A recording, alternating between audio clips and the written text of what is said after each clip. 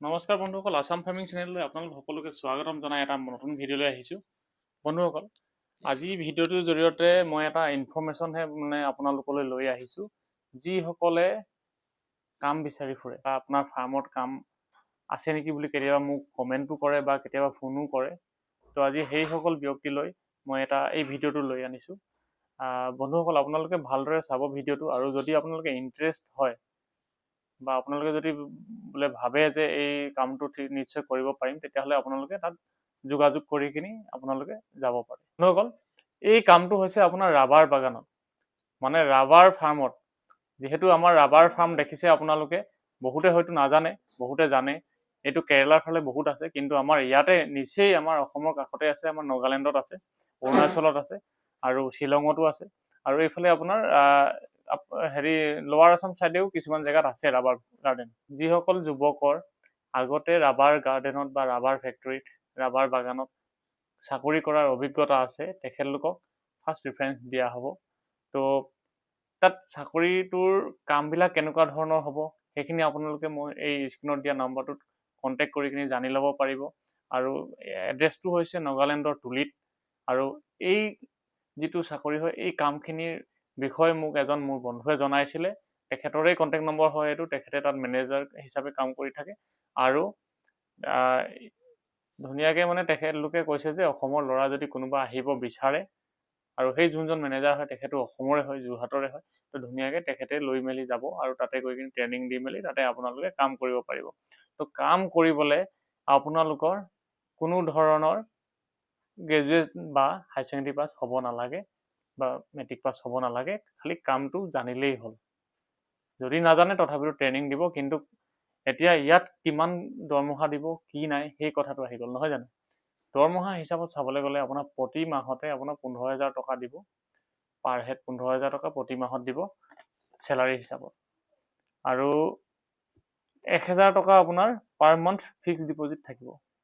আৰু সেইটো 9 মাহৰ ভিতৰত, 9 মাহত যেতিয়া কমপ্লিট হ'ব, তেতিয়া আপোনাৰ 9,000 টকাটো সেইটো আপোনাৰ ফিক্সড ডিপজিটৰ পৰা উলিয়াই দিব। সেইটো এক্সট্ৰা, 15,000 প্লাছ 1,000। তাৰপিছতে আপোনাৰ মেডিকেল যিটো এক্সপেঞ্চিভ হয়, মেডিকেল আপোনাৰ যেতিয়া কিবা যদি বেমাৰ বিঘিনি হৈ যায়, তেতিয়া 5,000 টকালৈকে ফ্ৰী থাকিব। 5,000 ওপৰত হ'লে সেইটো বেলেগ।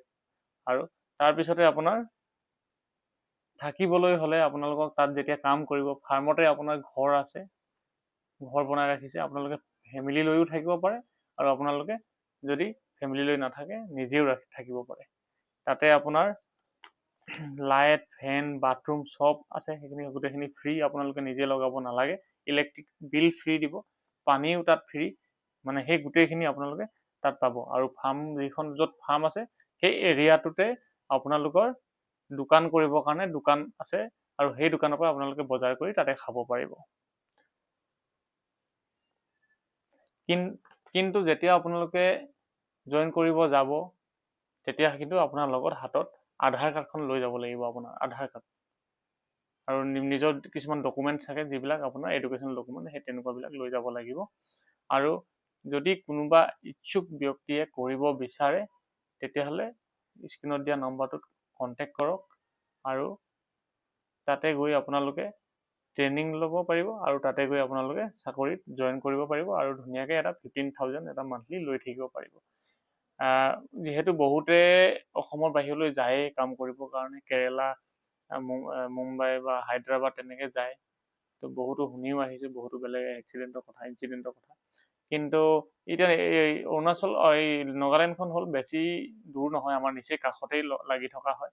নাগালেণ্ডৰ তুলিত আছে সেইখন, আৰু ঘৰৰ পৰা অহা যোৱা কৰিবলৈও আপোনাৰ বেছি দূৰ নহ'ব আপোনালোকৰ। তো ধুনীয়াকৈ তাতে যদি ইচ্ছুক হয় আপোনালোকে, আৰু এটা খুব ধুনীয়াকৈ কেনেকৈ গছৰ পৰা কি বুলি কয়, ৰাবাৰৰ গছৰ পৰা ৰাবাৰ উলিয়াই, ৰাবাৰ ৰসটো যিটো উলিয়াই কিনি আকৌ সেই তাৰ পৰা কেনেকৈ ৰাবাৰ বনায়, সেই প্ৰচেছখিনিও জানি আহিব পাৰিব। এটা ভাল অভিজ্ঞতাও হ'ব, আৰু সেই যিটো বিজনেছ হয় সেইটো নিজৰ অভিজ্ঞতা থাকিলে আপোনালোকে ইয়াতো আহি কিনি যাতে ৰাবাৰ প্লেণ্ট লগাই কিনি আপোনালোকে সেইটো বিজনেছো কৰি ল'ব পাৰে, যদি আপোনালোকৰ ডাঙৰ ডাঙৰ মাটি আছে, বহুত বেছি মাটি আছে তেতিয়াহ'লে। তো সেই হিচাপতে মই আপোনালোকক এই ভিডিঅ'টো আজি লৈ আনিলোঁ। আৰু যদি কোনোবা ইচ্ছুক আছে তেতিয়াহ'লে নিশ্চয় যাব পাৰিব। কিন্তু যদি আপোনালোকক কাৰোবাৰ যদি এক্সপিৰিয়েঞ্চ আছে তেখেতকো কিন্তু ফাৰ্ষ্ট প্ৰিফাৰেঞ্চ দিয়া হ'ব বুলি মোক জনাইছে, যিহেতু তেখেত এক্সপিৰিয়েঞ্চ থকা মানুহক অলপ ফাৰ্ষ্ট প্ৰিফাৰেঞ্চ দিয়ে, আৰু যদি এক্সপিৰিয়েঞ্চ নাই তেতিয়াহ'লে ট্ৰেইনিং দিব আৰু। তো সিমানখিনিয়ে কথা। তো ভিডিঅ'টো ইমানতে মই আজি শেষ কৰিছোঁ। ধন্যবাদ।